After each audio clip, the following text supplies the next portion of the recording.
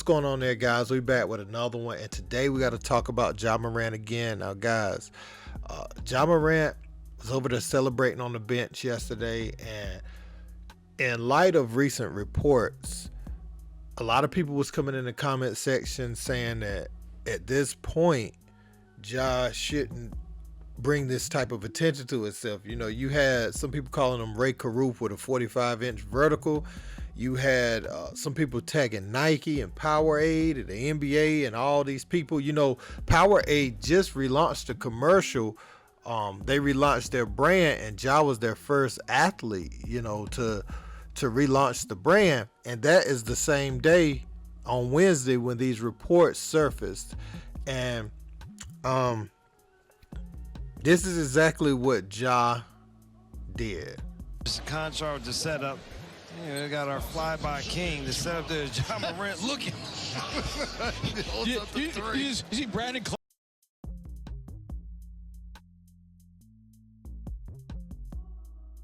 So when I see that celebration, players do it. You know, that's common to say that, you know, the man's got a flamethrower, you know, or he can shoot the rock, or, you know, you got to shoot on your team. You got a sniper. That's what you call it in basketball terms. You know, you relay that to someone holding a weapon and being accurate with it, right? So I think what they're saying, though, is Ja, he's kind of leaning into these reports and playing with them a little bit, according to how the internet has taken this. You know, they're saying that Ja wants to pretend to be a gangster when he's really not, and that's a fair assessment. You got to be a little more conscious, but at the same time, he's probably like, he's not gonna let this media report dictate how he is around his teammates and what they've built. You know, they probably build chemistry off of these type of celebrations, it's probably what causes them to have camaraderie. They're a young team, and they are very youthful in their approach, and I'm not saying that's a bad thing. You know, that's their identity, but I do think right now, with the things Ja's facing, he should be a little more cognizant of some of his decisions. Now, his legal team actually responded back to the lady that wrote the article in the Washington Post, and they called those accusations both baseless and absolutely ridiculous. You know, they said that event where Ja brandished a firearm did not happen. They said that Ja will seek legal recourse as a result of this, because that simply didn't happen. Now, as far as I seen, they didn't address the mall issue, and they didn't talk about the Indiana Pacers issue, but they said the NBA said an investigation was done with the Pacers, and that they found that nothing was substantiated with the reports. I ain't gonna say nothing was substantiated, but there wasn't enough to go to the next level with it, as far as the red dot being aimed at the team bus or the team staff, team personnel, whatever you want to say. But they did not. I found it interesting that I didn't see anything about the mall incident, because that means if you're just going to let that hang out there, then that's not baseless, and that has some validity to it. So my take on this, I just want to see Ja Morant focus and get back to being that young man he was at Murray State mentally. A driven young kid, underrated, that played his heart out to get to the highest level, worked tirelessly to get to the highest level, you know, took college basketball by storm. Just the future of the point guard position. You know, a lot of people was like, man, you know, we're getting a D Rose type PG back. We're getting a hard worker. You know, he's a little different than D Rose. He likes to talk a little more flashy in his in his persona, you know, in his persona, but very similar with some of the athletic stuff that's like once in a lifetime type athleticism in a point guard. And I think people want to enjoy Ja, and people were behind the Grizzlies. You know, he was talking about how loyal he was to the small market and everything. It was refreshing to hear when he came into the NBA.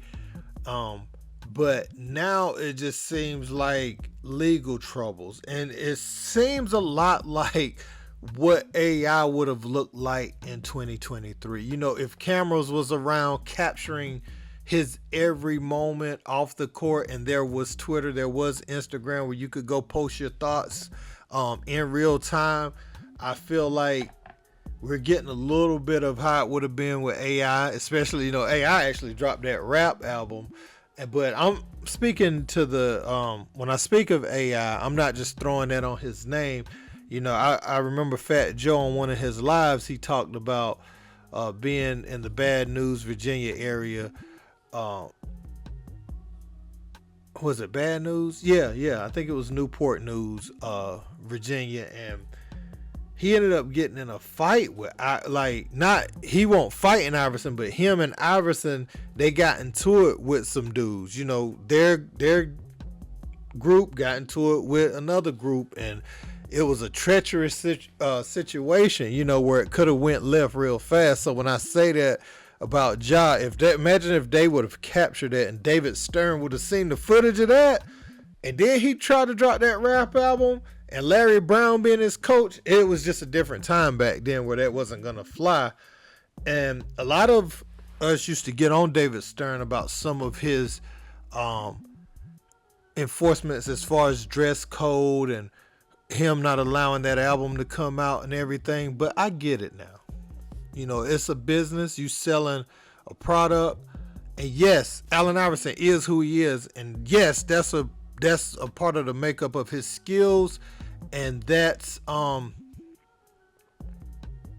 just a part of who he is. So yes, that factor there where you feel like, oh, he good enough, you know, for you to take his skills, but you don't want the personality that comes with those skills. I get that whole dynamic that people might say, right? But I feel like there's nothing wrong with grooming and growing up at the same time too, you know, to be, because if you hear Iverson talk, he talked recently about it. He said that ridiculous rap album, you know, I'm embarrassed by what I was saying back then. And that stuff comes, guys, when you have daughters that's growing up, you know, you have kids growing up, and you know, you get to reflect on some of the bad decisions that were made in your life. You know, that stuff lives forever. So that's why Iverson's embarrassed by it. And I really think that might be who John needs to sit down and talk to right now. I'm not sure he would listen to any and everybody, but I do think if AI pulls him to the side and speaks on a few things, I think that he would be inclined to listen. But I want to know what you guys think in the comments. Don't forget to like, share, and subscribe. Until next time, peace.